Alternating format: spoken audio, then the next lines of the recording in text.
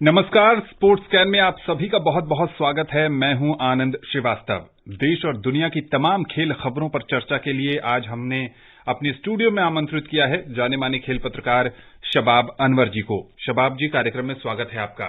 धन्यवाद और श्रोताओं को नमस्कार। तो तमाम क्रिकेट प्रेमियों की निगाहें इस समय दुबई के शेख जायद स्टेडियम पर टिकी हैं, जहां अब से कुछ देर बाद आईपीएल का खिताबी मुकाबला खेला जाएगा। कल महिलाओं का खिताबी मुकाबला खेला गया। इसके साथ साथ और भी ढेर सारी खेल खबरें, लेकिन सबसे पहले हेडलाइंस। आईपीएल के फाइनल में दिल्ली कैपिटल्स ने मुंबई इंडियंस के साथ टॉस जीतकर बल्लेबाजी का लिया निर्णय। ट्रेल ब्लेजर्स ने जीता महिला 2020 चैलेंज का खिताब। डेनियल मेदवेदेव ने रॉजर फेडरर को एटीपी रैंकिंग में छोड़ा पीछे। और 2021 के फॉर्मूला 1 कैलेंडर की हुई घोषणा। सऊदी अरब में पहली बार आयोजित की जाएगी रेस। तो सबकी नजरें दुबई पर टिकी हैं, जहां आईपीएल का फाइनल होना है। इस फाइनल में अब बहुत ही कम समय बाकी रह गया है। 4 बार की चैंपियन मुंबई इंडियंस का सामना पहला फाइनल खेल रही दिल्ली कैपिटल से होगा। मैच रिपोर्ट के साथ हैं दीपिका शर्मा।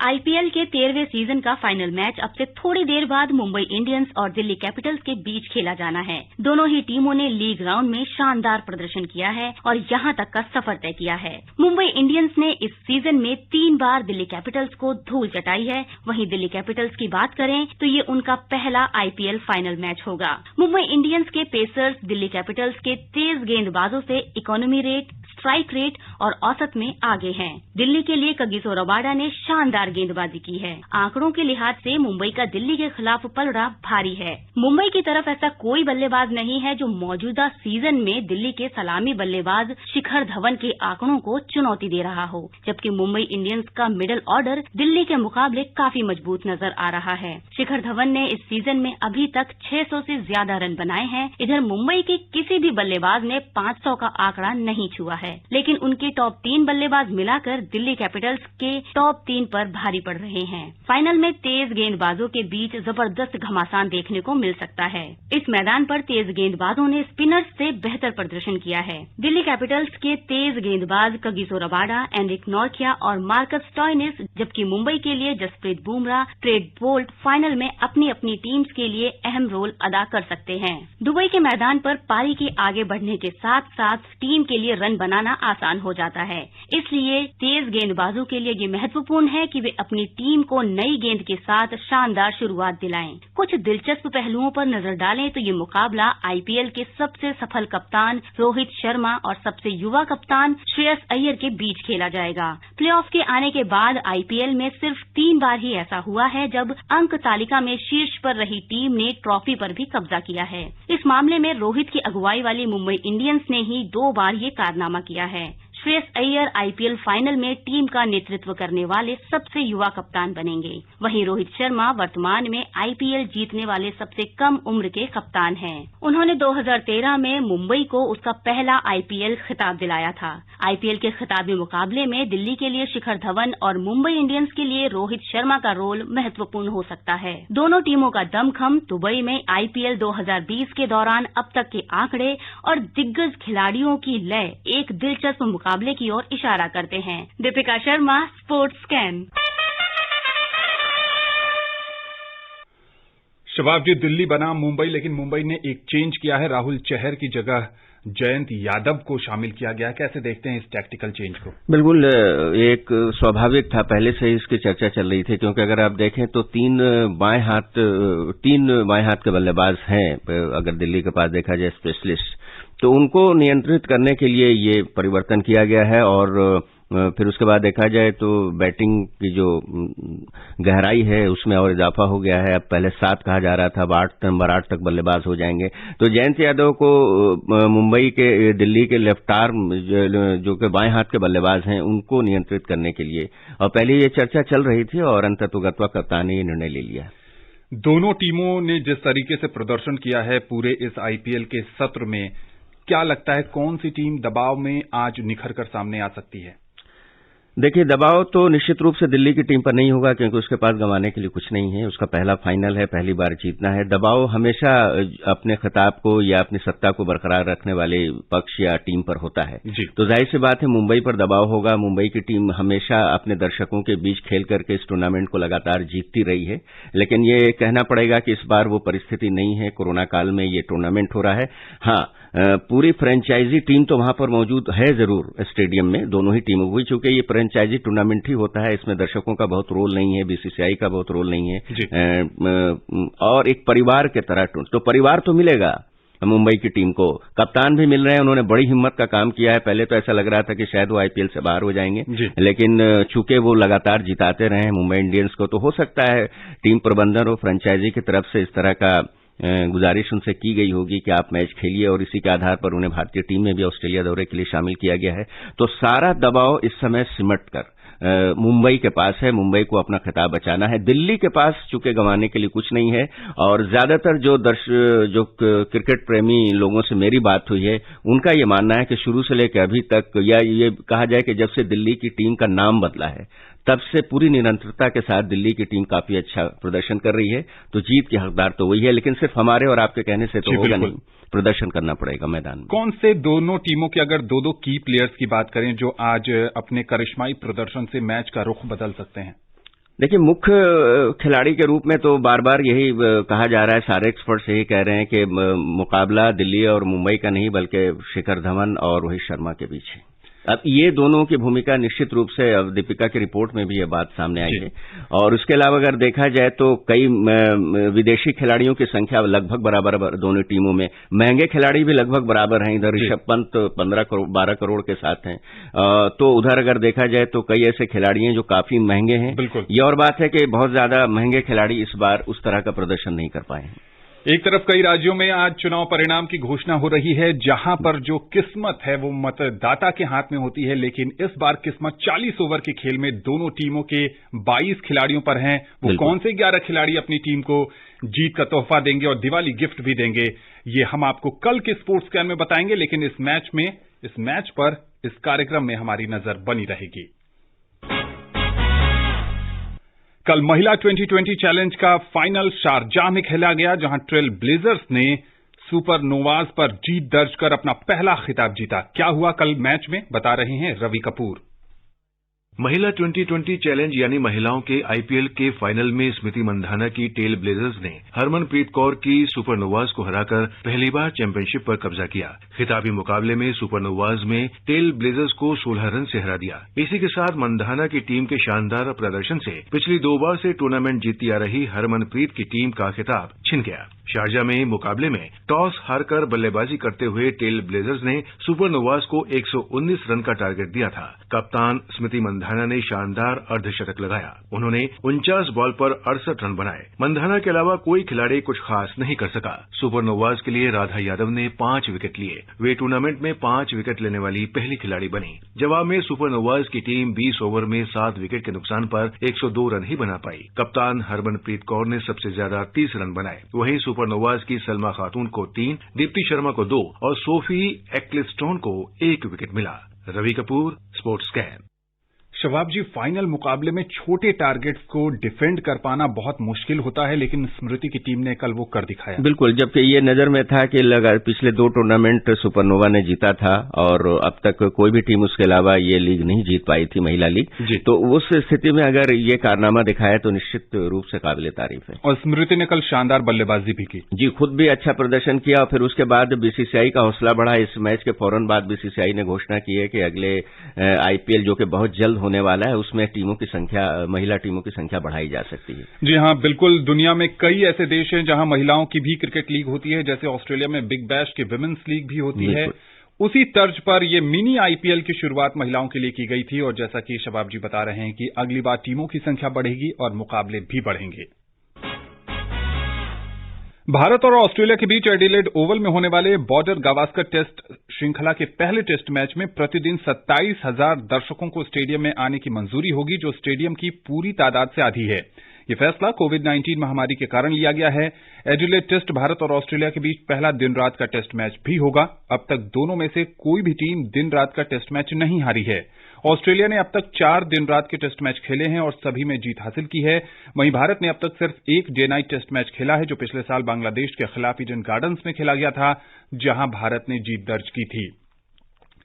क्रिकेट ऑस्ट्रेलिया ने एक आधिकारिक बयान में कहा है कि सिडनी क्रिकेट ग्राउंड वनडे और 2020 मैचों की मेजबानी करेगा। गुलाबी गेंद से होने वाले टेस्ट मैच में 50% दर्शक मौजूद रहेंगे। कैनबरा के मनुका ओवल में होने वाले वनडे और 2020 मैच में भी स्टेडियम की तादाद के मुताबिक 50% दर्शक ही मैच देखने आएंगे। मुकाबले भी होंगे, लेकिन कोविड प्रोटोकॉल को ध्यान में रखकर कुछ दर्शकों को अनुमति दी जा रही है। जी, अगर 50% दी जा रही है तो ये बहुत अच्छी बात है। और वैसे भी एक सुझाव दिया गया था विभिन्न क्रिकेट बोर्ड की ओर से आईसीसी को कि जिस तरह से हम विभिन्न देशों में ट्रांसपोर्ट में एक सीट छोड़ करके बैठा रहे हैं, तो स्टेडियम में भी वो व्यवस्था की जा सकती है। लेकिन बहरहाल उस पर नहीं हुआ और ये बताया भी गया था कि किस तरह से पूरी तरह से खास करके वैसे देशों में जहां के दर्शक काफी शालीनता के साथ, काफी डिसिप्लिन के साथ बैठ करके मैच देखते हैं, जिसमें इंग्लैंड सबसे आगे है, तो वहां ये व्यवस्था की जा सकती थी। हालांकि इंग्लैंड में शुरुआत में ये कहा गया था कि हम पूरे दर्शक देंगे, लेकिन अब 50% के दर्शक के साथ अगर ये मुकाबला होता है तो निश्चित रूप से खिलाड़ियों का उत्साह बढ़ेगा और दर्शक का तो बढ़ेगा ही। भारत के लिए कई मायनों में ये बहुत कठिन, चुनौती भरी श्रृंखला होने जा रही है, क्योंकि विराट कोहली जो है वो पहले टेस्ट मैच के बाद वापस आ जाएंगे और फिर देखना है कि टीम की कमान कौन संभालता है और भारत का प्रदर्शन किस तरह का होता है। पाकिस्तान ने तीसरे और अंतिम 2020 क्रिकेट मैच में जिम्बाब्वे को 8 विकेट से हराकर श्रृंखला 3-0 से जीत ली है। 130 रन के लक्ष्य को पाकिस्तान ने 28 गेंद शेष रहते 2 विकेट खोकर हासिल कर लिया। अब्दुल्ला शफीक ने सबसे ज्यादा नाबाद 41 रन की पारी खेली। इससे पहले जिम्बाब्वे ने 9 विकेट पर 129 रन बनाए। उस्मान कादिर ने 4 विकेट लिए, उन्हें मैन ऑफ द मैच घोषित किया गया। टूर्नामेंट में शानदार गेंदबाजी के लिए उन्हें प्लेयर ऑफ द सीरीज भी घोषित किया गया। वनडे श्रृंखला 2-1 से और अब 3-0 से। देखिए, पाकिस्तान के लिए जीत उतनी ज्यादा महत्वपूर्ण मेरे विचार से नहीं है जितने ज्यादा महत्वपूर्ण है उनके देश में अंतर्राष्ट्रीय क्रिकेट की बहाली। बिल्कुल ठीक, क्योंकि आपको याद होगा जिस तरह से वहां क्रिकेट रुकी और जो जिस तरह से आतंकवाद वहां पे लगातार सरगर्म रहा, श्रीलंका की टीम पर आक्रमण हुआ, कोई भी टीम जाना नहीं चाहती थी, लेकिन बहुत मशक्कत करनी पड़ी पाकिस्तानी क्रिकेट बोर्ड को और वहां के राजनीति, जो चूंकि इमरान खान स्वयं क्रिकेटर रहे हैं, तो अब पाकिस्तान की टीम को एक तरह से कहा जाए कि एक दोहरी खुशी है। सबसे बड़ी बात यह है कि पाकिस्तान के लिए सबसे बड़ा चैलेंज मेरे हिसाब से यह है कि अगर वो बड़ी टीम जो क्रिकेट की है, बड़े देश है, उनको अगर बुलाने में सफल होता है अपने देश में तो। बिल्कुल, जिस तरीके से इंग्लैंड में बायो बबल हुआ, जिस तरीके से संयुक्त अरब अमारात में बायो बबल के जरिए आईपीएल का आयोजन किया गया है, ठीक उसी तरीके से रावलपिंडी में बायो बबल के सहारे इस टूर्नामेंट का आयोजन किया गया। इंग्लैंड के क्रिकेट क्लब ससेक्स ने T20 ब्लास्ट के अगले सीजन के लिए अफगानिस्तान के लेग स्पिनर राशिद खान को अपनी टीम में शामिल किया है। 2020 में विश्व के नंबर 1 गेंदबाज राशिद ने हाल ही में सनराइजर्स हैदराबाद के साथ आईपीएल 13 का समापन किया है। आईपीएल में उन्होंने 16 मैचों में 20 विकेट लिए। उधर ऑस्ट्रेलिया के अनुभवी तेज गेंदबाज मिचेल स्टार्क की 6 साल बाद बिग बैश लीग में वापसी हुई है। उन्होंने आगामी सत्र के लिए सिडनी सिक्सर्स के साथ करार किया है। पेरिस मास्टर्स का खिताब जीतने वाले रूस के डेनिल मेदवेदेव ने ताजा एटीपी रैंकिंग में रॉजर फेडरर को पीछे छोड़कर चौथा स्थान हासिल कर लिया है। फेडरर 5वें स्थान पर खिसक गए हैं। फेडरर जो इस साल ऑपरेशन के कारण अधिकांश सीजन में बाहर रहे। डेनियल मेदवेदेव ने रविवार को जर्मनी के अलेक्जेंडर ज़्वेरेव को मात देकर पेरिस मास्टर्स का खिताब अपने नाम किया था। नोवाक जोकोविच छठी बार साल का अंत नंबर 1 के रूप में करेंगे। कनाडा के मिलोस राउनिक ने सप्ताह में सबसे बड़ी छलांग लगाई है। वो पेरिस मास्टर्स के सेमीफाइनल में पहुंचे थे और अब 3 स्थान के फायदे के साथ 14वें स्थान पर पहुंच गए हैं। राफेल नडाल दूसरे और डोमिनिक थिएम तीसरे स्थान पर काबिज हैं। मेदवेदेव के लिए बड़ी उपलब्धि, और उसके बावजूद के कई एटीपी टूर्नामेंट, जैसा कि आपने स्वयं बताया कि उन्होंने मिस किया है जी। उसके बाद अगर ये इतनी लंबी छलांग लगाई है तो निश्चित रूप से एक बहुत बड़ी सफलता उनके लिए। फुटबॉल की बात करें तो इंग्लिश प्रीमियर लीग फुटबॉल में ओली वॉटकिंस के 2 गोल के सहारे एस्टन विला ने आर्सेनल पर 3-0 की धमाकेदार जीत दर्ज की। इस जीत के साथ एस्टन विला अंक तालिका में 6ठे स्थान पर पहुंच गई है, जबकि आर्सेनल 11वें स्थान पर खिसक गई है। Spanish soccer league La Liga में कार्लोस सोलर की हैट्रिक के सहारे वेलेंसिया ने रियल मैड्रिड को 4-1 से करारी शिकस्त दी। मैच की खास बात यह रही कि कार्लोस ने तीनों ही गोल पेनल्टी से किए।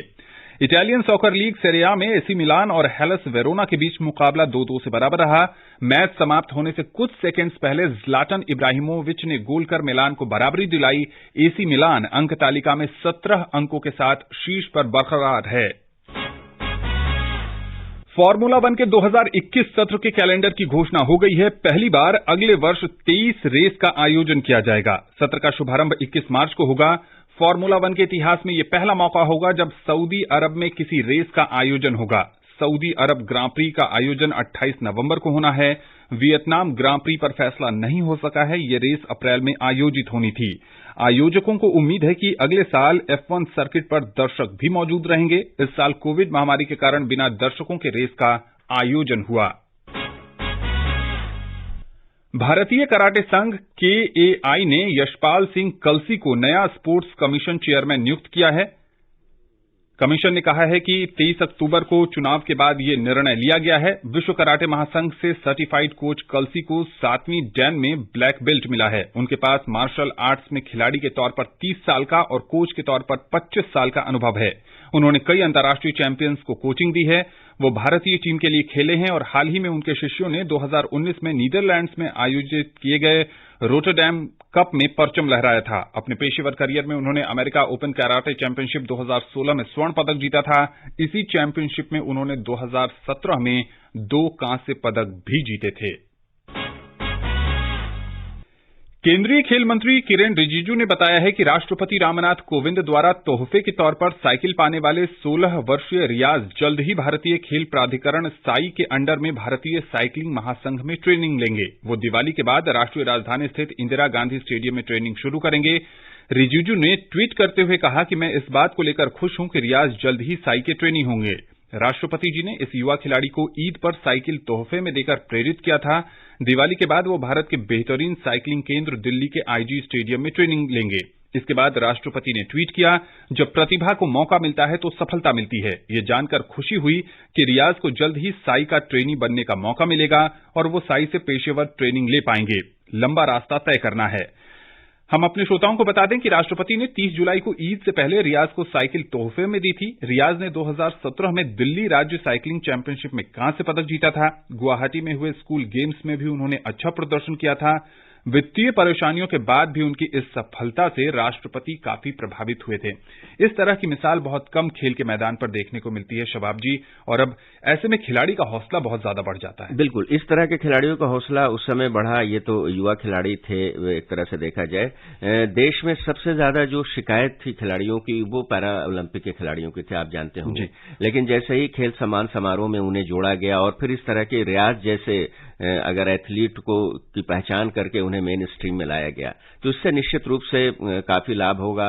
और स्वयं राष्ट्रपति जी ने भी अगर उनके चयन पर, हालांकि केवल अभी प्रशिक्षण शिविर के लिए उनका चयन होना है, लेकिन अगर देश का कोई भी एथलीट साई के सेंटर में जाता है तो ये पहली बड़ी सफलता उसके लिए मानी जाती है और हमारी शुभकामनाएं भी उनके साथ हैं। जी हां, बिल्कुल। और कहीं न कहीं ये इस बात की ओर इशारा भी है कि सरकार जो है प्रतिभा को तराशने में बहुत सजगता से काम कर रही है, चाहे वो खेलो इंडिया हो या फिर बहुत सारे राज्य के जो खेल अकादमी हैं उनके भी उन्नयन और उन्हें उत्कृष्टता केंद्र के रूप में बदलकर सरकार ने एक बड़ा कदम उठाया है। और आपने खेल मंत्रालय के बारे में बताया, खेल मंत्री आज उन्होंने एक और घोषणा की है। उन्होंने जो बजट है खेल मंत्रालय का उसमें कहा है कि बीच में ही उसमें बढ़ावा दिया जाएगा, चूंकि उसमें, और फिर कहा है कि कई साई केंद्रों का उन्नयन भी उसमें शामिल है। तो लगातार सरकार की ओर से ये चेष्टा की जा रही है कि न केवल वैसे खेल जो कि अभी मेन स्ट्रीम में आ चुके हैं, बल्कि वैसे खेल जो पूरी तरह से भारतीय हैं, जो कि भारतीय मिट्टी के खेल हैं, उनको भी आगे बढ़ाया जाए। और इस तरह के प्रयास में निश्चित रूप से वर्तमान केंद्र सरकार सफल है। शबाब जी, चलते चलते हम अपने श्रोताओं को बता दें जो फाइनल मुकाबला दुबई में खेला जा रहा है वहां का ताजा हाल ये है कि दूसरे ओवर में दिल्ली ने 1 विकेट खोकर 10 रन बना लिए थे। मार्कस स्टोइनिस जो इस टूर्नामेंट में दिल्ली के लिए कमाल का खेल दिखा रहे थे वो पहली गेंद पर ही आउट हो गए। उन्हें ट्रेंट बोल्ट ने आउट किया। बड़ा झटका है। बिल्कुल सही बात है। मुंबई के खेमे में खुशी होगी। जी हां, देखना दिलचस्प होगा कि यह मुकाबला किस तरह आगे बढ़ता है। कल इसी कार्यक्रम यानी स्पोर्ट्स कैन में हम आपको जरूर इस मैच का परिणाम बताएंगे। शबाब जी, आप आकाशवाणी के इस कार्यक्रम से जुड़े और विशेषज्ञ राय आपने साझा की, आपका बहुत बहुत शुक्रिया। धन्यवाद। स्पोर्ट्स कैन का आज का अंक यहीं समाप्त होता है। नमस्कार।